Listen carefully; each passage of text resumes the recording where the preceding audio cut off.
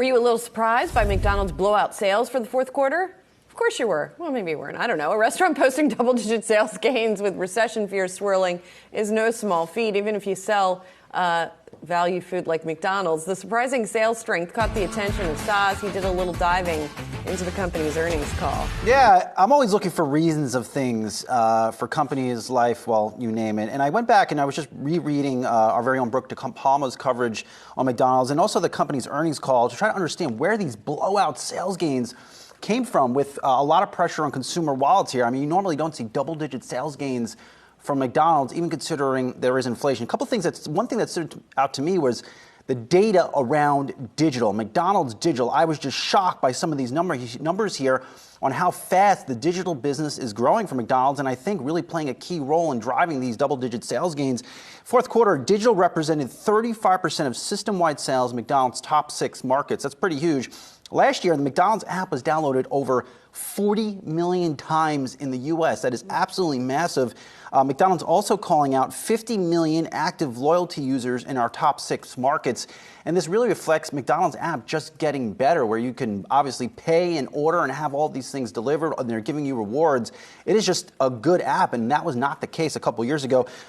Underscoring this importance, good to see a good quote on the conference call from McDonald's CEO Chris Kempczynski saying, digital sales gives us such an unlock to get more tailored in the experience, the offer, products, and we're delivering to our customers. So I think for us, if we can get there on digital, that's going to be a big opportunity. And looks like that opportunity is, in fact, already starting to play out. And then speaking of digital, the company appears to be firing on all cylinders, at least on its earnings day on digital. It was an interesting tweet they put out yesterday from the McDonald's account. There you had Ronald McDonald being spoken in the same as when you text your ex and they don't respond. Of course, this has nothing to do with McDonald's digital, but again, just I think digital top of mind McDonald's. I think that's a pretty creative tweet.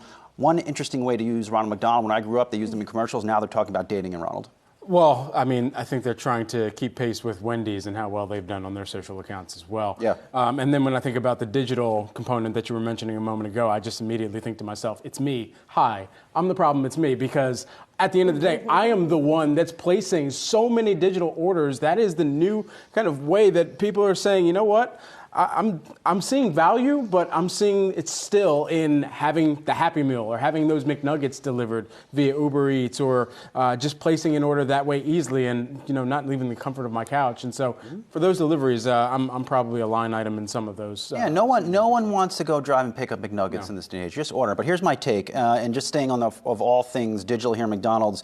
McDonald's app, good in my humble opinion. Dunkin' app, not good, which is unfortunate. Dunkin' has made a series of updates, and I'm a big Dunkin' guy. I'm constantly ordering from there, but I think the rewards program is still very confusing.